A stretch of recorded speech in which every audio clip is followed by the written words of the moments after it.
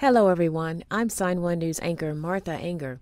Here's a quick look at the top trending stories making headlines today. If you post an interesting comment during this update, we may add it at the bottom of the screen.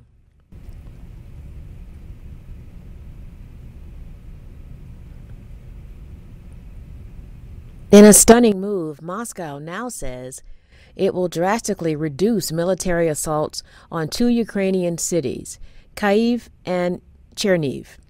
That's according to the Russian Ministry of Defense Telegram channel. The Russian military claimed it is struggling to reinforce and rotate in new soldiers due to the refusal of personnel to participate in special operations. Meanwhile, President Joe Biden triggered a political storm after going off script during a speech in Poland. He said, "For God's sake, this man," meaning Russian President Vladimir Putin, "cannot remain in power." White House officials and Biden himself are now trying to downplay the remarks, saying he was really arguing that Putin cannot be allowed to exercise his power over neighboring countries.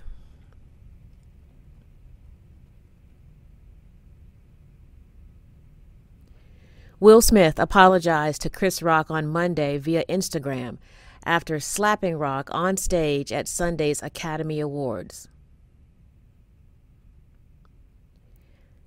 Smith wrote in part, quote, "My behavior at last night's Academy Awards was unacceptable and inexcusable." The actor explained that Rock's joke about his wife's medical condition was too much to bear and made him emotional. He continued, quote, "I would like to publicly apologize to you, Chris. I was out of line and I was wrong. I am embarrassed and my actions were not indicative of the man I want to be."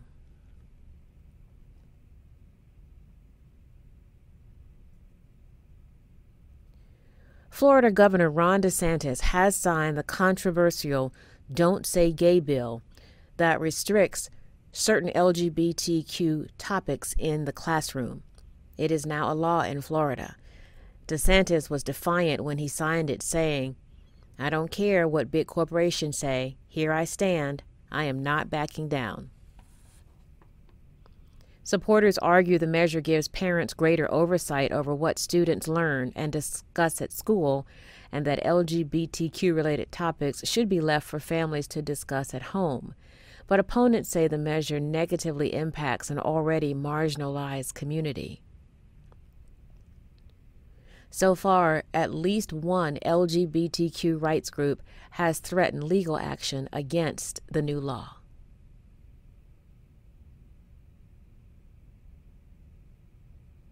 For all of you Clint Eastwood fans, listen up. This is the case that apparently inspired the plot point in the famous movie Dirty Harry.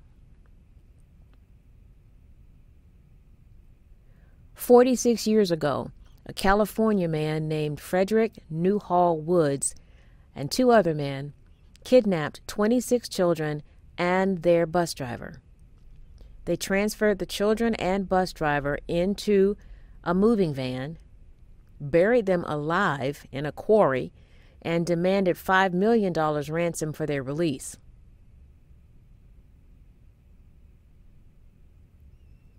But the captives escaped after 16 hours underground by digging themselves out.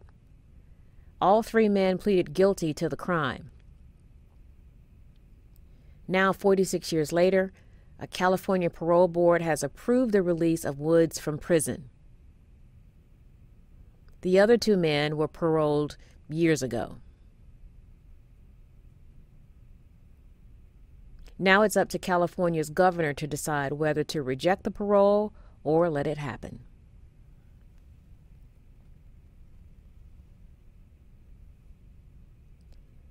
Cases of the flu and hospitalizations are rising, and the increase is coming at an unusual time this year. The CDC says flu season typically peaks between December and February. But in many states in the country, flu activity is now climbing right now. The highest levels of flu recorded right now are in the central and south central regions of the country.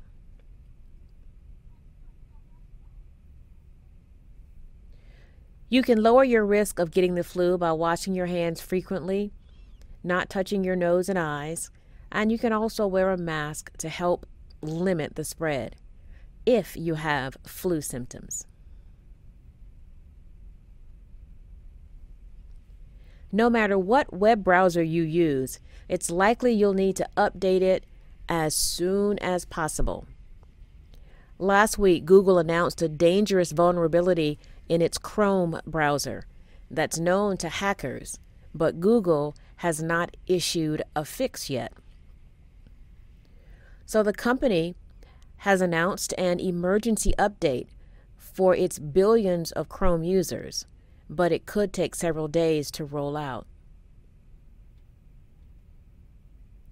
Amazon's browser,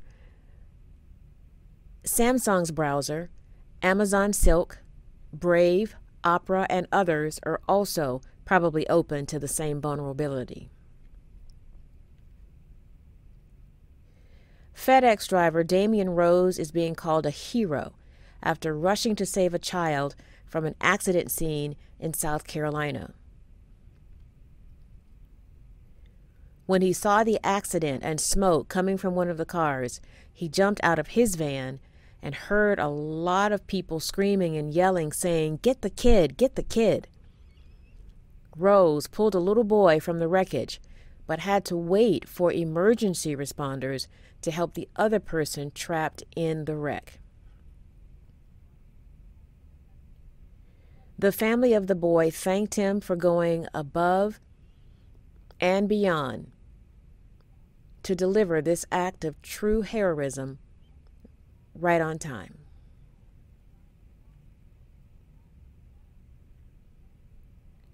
Sign1News will be broadcasting updates Monday through Friday.